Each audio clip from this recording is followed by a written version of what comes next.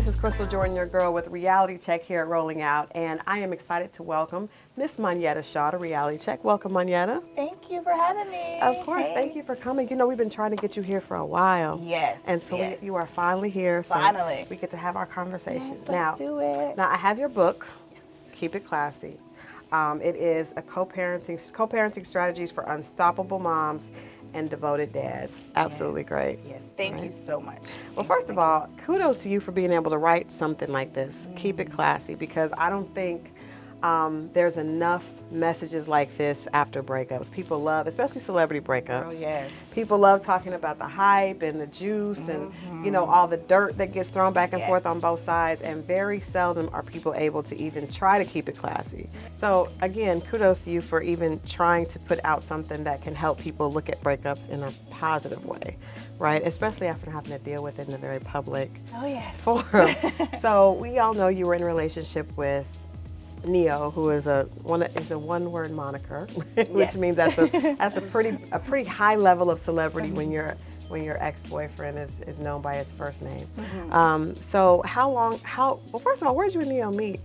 Oh girl, we actually met in my hometown of Okay. Shreveport, Louisiana, Okay. when I think he was there shooting a movie, and it was a concert there. Okay. And I was there and saw each other. You know, he's an amazing songwriter, so of course, you know, I knew who he was. Right. And just looked and kept moving, watched the concert. But after that, I used to be a radio personality. Okay. So a fellow ex-coworker kept calling me, and it's so funny because I was supposed to take my then boyfriend, but we broke up like 3 days prior to the concert, but I took my cousins. Look at God. Look at God.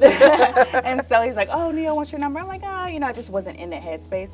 And I think 2 weeks later, after him calling and stuff, I like, it's okay, cool, give it to him or whatever. So 2 weeks after that, I booked, because I act as well. Right. I booked a small part in a film that was shooting in Baton Rouge. So as I was driving to Baton Rouge, I was like, you know what, let me just hit him up and see how Shreveport is treating him or whatever. And so when I did, he told me that he was like, no, I left Shreveport like a week ago. We're actually finishing the film in Baton Rouge.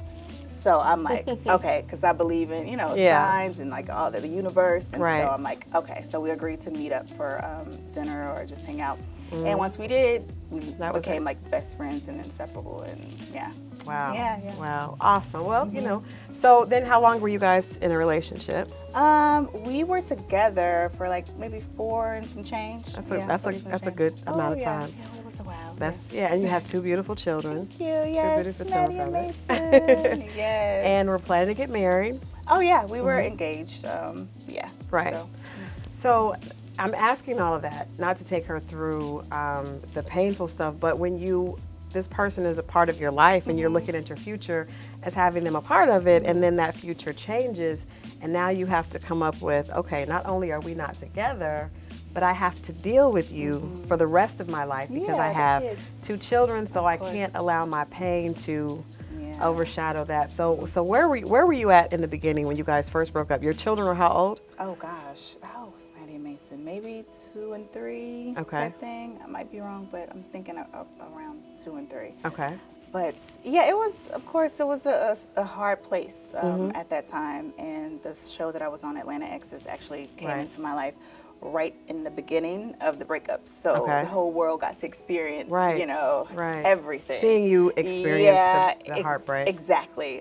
So God is good, because just where I was then and where I am now, it's just like 2 totally different worlds. Right. But yeah, it was obviously really hard, and because as most people who follow me know, my parents next month will be together 47 years. Wow. So that's all that I knew. Right. So it was kind of like, wait, what do you mean? Like, no, come on, let's do this. have go to 2 counseling. babies. Like, like, hello, it's family, you know. Right. And, you know, and he just reassured me. He was like, no, we'll still be family no matter what. I'm like, okay. And I know so many other people have done it, you know, single moms everywhere, single dads, and it's possible. So I'm like, okay, you know what, just figure it out, and have a praying family, and, you know, just an awesome foundation. And you know, they held me up, you know, my faith, and well, that's grateful. That sounds awesome, and it's great. But at the time, people don't become single moms because they just sign up to be. You know what I mean? You kind of end up getting thrust into. Oh yeah, I was just like, wait, what? Hold on. Okay, you're joking, right? Right. I'm gonna be a what? Yeah, like, I'm like, So I fought for it, you know. But one thing I did learn, and one of my biggest lessons, is if a person, doesn't matter how good you are, how nice you are, how appeasing, whatever, if that other person isn't there and doesn't want to be there, like, you gotta let it go, right? Like, and ultimately, it's not for you. Exactly. But it doesn't feel that way. Of course At not. the time. Yeah, but eventually you find out, like, you know those things, like, God doesn't, like, they came into your life for a reason and a season, and God has other things for you. Absolutely. So you have to embrace it, no matter how hard it is at the time. Right. But trust me, It does. It does. And time heals everything, which is why she's doing so amazing right now. Yes. Was the TV show? Do you think that helped you get through it, or do you think that made it more difficult? Honestly, it helped. It helped me a lot because I was amongst amazingly strong women that actually went through what I was going through. A little bit before, because you were like the newest. Yeah, I was actually. Yeah, so to be able to get advice from them and just listen, and it helped me a lot. It really did. It was a blessing. So moving past, the breakup, and then getting accustomed to that, and then visitation, and then eventually that person moves on and you move on, and both of you guys have different people in your lives. How in the world, especially in a public forum, because the public was invited to kind of see you guys go through the process of getting comfortable in the new relationship. We saw him move on, we saw him get engaged, we saw him have another baby, and then we saw you guys eventually come together and now have a book with him writing the foreword. Yes. How did we get grateful. Just time, communication, huge. Forgiveness. Right. Forgiveness. You have to forgive yourself and the other person, and move on ultimately. Right. So it took a lot of healing, healing, and just ultimately getting over yourself. Yeah, getting over yourself. That's seriously, true. And your ego, and doing what's ultimately best for the kids. Right. That's I said that. How I got there. There's a statement. There's actually one of the excerpts here on the back. The quotes from Angela Simmons says, "If there's one thing I'm certain of, is that a child must have the opportunity to know both parents. Egos and personal hurt must be checked for the best interest of your child." Yes. Now that's a big statement, especially when you're talking about two women learning to get along and learning to, that woman is going to be a part of your, a mother to your child in some way, in many ways. And then you also have a relationship with his new children, correct? Oh, the new yeah, baby. yeah. So how did you and his new wife, Christal, manage to kind of bridge that and become amicable, to where you could to have the relationship now that look like you guys are one big family? Yeah, it's all about family. Ultimately, in the beginning, when their dad and I would have little, spats on the phone, it's hard. It was super, super hard, and people in their feelings. Christal actually DM'd me one day and was like, "Listen, I'm not trying to, be their mom, whatever. I know what you guys are going through, what you're going through, but, let's meet up." And it was right on time because I think he was doing Sesame Street actually live, which was pretty cool. And of course, he and I had this little rule, timeline for how long we think it should be before we introduce each other. I talk about that in the book. The other person, the new person rather, to the kids, because you want to make sure that they're going to be there. Exactly. You can't have each and everybody around your kids. No. So it was coming upon he related what was to that? me What was that timeline? Because I think what you guys have kind of put together can help a lot of people, right? Absolutely. And so I think that people struggle with, when is it okay for me to do that? When is it okay for me to just tell you that I'm doing this, especially for you guys, because it was in the public, but when do you think is a good amount of time before children need to be introduced to a significant other? Me personally, I would say 6 months, around that time, even though people can go years and years before letting off the mask and revealing who they really, really are. But ultimately, that's another story. But ultimately, I feel like 6 months is a good time Okay. to figure out if this person's going to be around or just get the vibe. If it's a serious relationship, If it's right? serious. I feel like 6 months is a good number, so that's what we agreed upon. Mm-hmm. However, he knew before, and so that was kind of a situation we were going through, and we had to talk, and I was actually glad that she reached out for that. Kudos to her for that. That was yeah, big no, of her. for sure. Yeah, it takes a grown woman to do that. Right. And when we did meet, because ultimately, like I said, I would have to meet her first before, just to see, okay, what's this all about? Who are you? Because you're going to be around my kids. And so it was great because we were going to LA to film. He was filming in Sesame Street, like I said. And so it was perfect. I'm like, this is great because we need to meet anyway. Like, absolutely, I would love to. Let's do this, whatever. And once we did that, like, I was like, oh, it was pleasant. I was pleasantly surprised. Like, it was good. It was all good. She felt like one of my homegirls. Okay. And so that made it easier. But like I said, he knew before. So I feel like 6 months, but if you know, because sometimes you just know. Yeah, sometimes you do. And or you think you know. Exactly. You think you know. If you truly feel like you know. Yeah, and so they met her before our little timeline, which at first I was like, it was a lot to swallow. And I'm like, but okay, it is what it is. There's nothing I can do. I have no control over it. Right. It's just a lesson within itself. Right. When you learn to chill out and just accept what's happening, you can't control everything. Like, don't sweat the stuff that you have absolutely no control over. It'll just make life that much easier. But yeah. If you're just turning in, this is Christal, of course, a reality check, and we're talking about Monyetta Shaw. She has a book, Keep It Classy, basically a guide to co-parenting with an ex. Positively, right, in a classy way. Yes. And so let me ask you this, because you mentioned that his new wife now reached out to you, but I think a lot of couples have a hard time with knowing who needs to set the dynamic, who sets the dynamic so that both sides are respectful. Because if you have a situation where one woman is hurt, another woman is feeling a little bit threatened because that woman used to be in that situation, there's probably still feelings on both sides.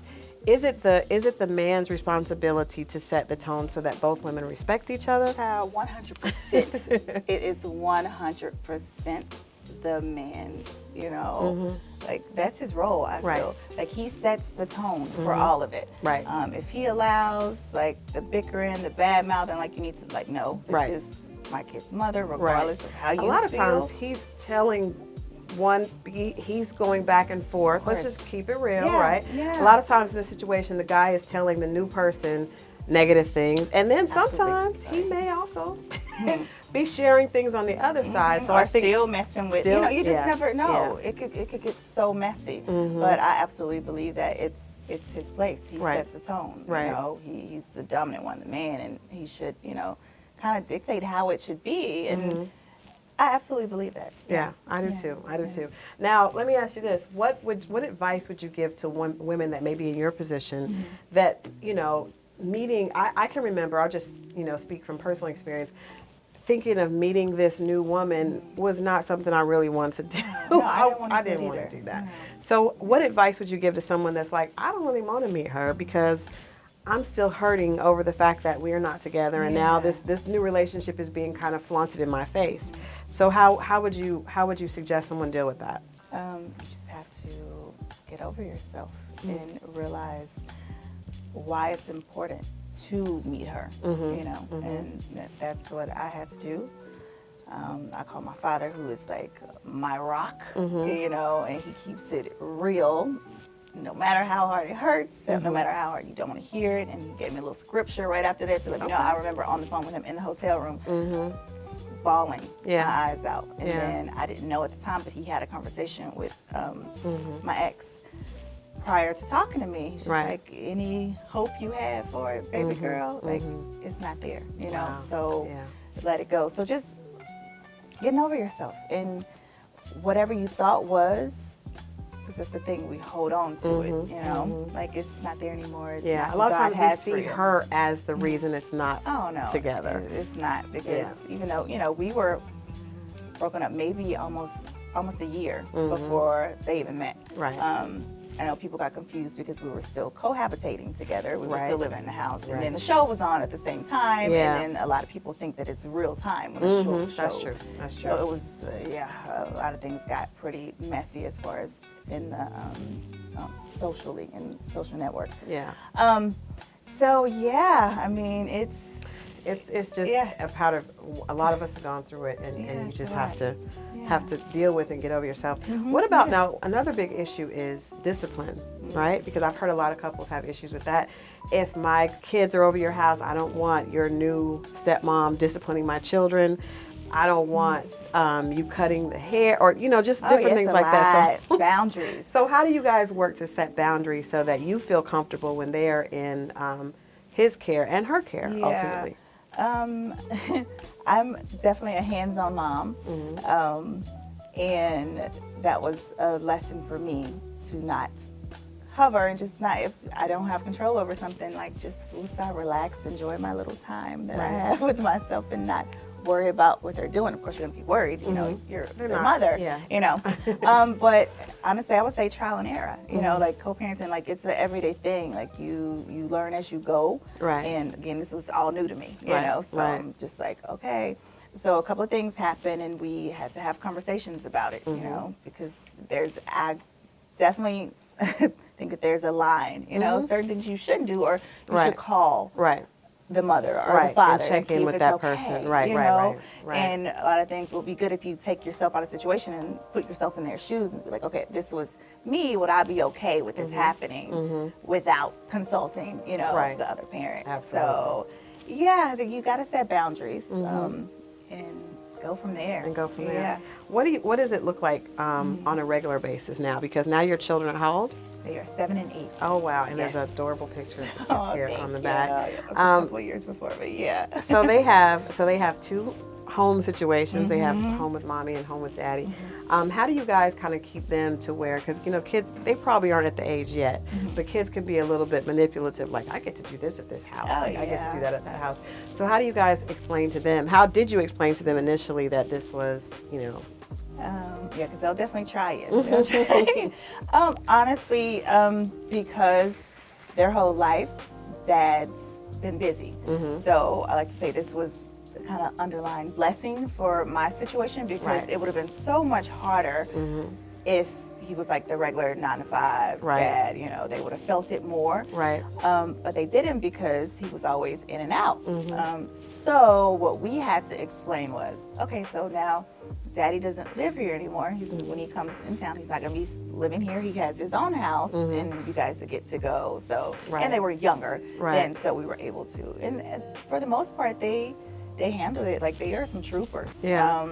I think sometimes the parents think that the kids won't be able to handle it, but usually it's the parents that have the harder time with it. For sure. If it's not done the right way. Yeah, no, absolutely. And it's important. I feel like therapy can be your best friends, and I feel like they're never too young, you know, because it tolls, and especially with him, having more children, and then now him being at the house, and, appearing that he's there more, it's just, it's a lot. So you have to put them first and make sure that their little hearts are taken care of, as well. Yeah, absolutely. Well, that's what good moms do. Absolutely. Thank you. So yeah, for sure. Definitely congratulations to you everybody. on being able to do that in a way with class. I do want to ask you one more question, just for if you could go back and tell your younger self something, because I think relationships allow us an opportunity to learn, right? So you made a decision in the relationship with yourself that you probably made as a result of the relationship, right? So if you had to look back on maybe yourself 10 years ago and could think, should I make a decision about my future as far as, do I want to have more children, or do I want to do this? Do you think, would you have made that decision differently based on what you know now as a woman? Absolutely. Yeah. However, I like to say no regrets, because it made me the woman that I am today. Absolutely. But there are a couple of things I absolutely would have done differently in my situation. Yeah. Because if I would have known, if I would have been able to take a glimpse Right. You know, right. the outcome of it. But I think that's why we have the opportunity to tell younger girls. 'Cause I know for myself, So important. I would say to a younger woman, like, you know, getting married at 20 may not be the best idea. You know, it may be a good idea to learn about who you are and get to know yourself. Right. And making big decisions about your livelihood because of a man or because of anybody or even their circumstance at the time. Yes, girl. Yeah, like the big thing with me, you know, just as far as because my current significant other, you know, like we discussed having kids again, and you know that elephant in the room. Yeah. And I'm like, okay, if that's the case, I'm going to make sure I'm married and then do it. But then that doesn't mean anything. There is no guarantee. Because there's no guarantee. Hello, just a piece of paper, you can break up tomorrow, you know. Yeah. But just a few things definitely. Right. Just so permanent. But at that time, and then I guess because of my background and seeing, you know, my parents. Right. And you know, he was my best friend. So no one could have told me. No so one I'm like, what? Like, whatever. Yeah. So I just definitely would have chilled out. Yeah. You know, or well, did you different lived, things. You know, and but you it's all loved. good. Yeah, and you It's all learned. good. Absolutely. The most important thing, you learned. Yes. Thank you so much for joining us. Thanks for having me. You guys definitely, if you're going through this or you know someone who's going through this, pick up a copy of Keep It Classy. I think this can relate to so many situations. There are people that have been in relationships, people that have been married, people that weren't even in a relationship, but you still, you know, need to learn how to co-parent effectively for the benefit of your children. So we thank you so much for doing this. Thank you. We hope you'll come back again. Of course I will. Of course. This has been Christal Jordan, Monyetta Shaw, and Reality Check, and we'll see you guys next time. Bye.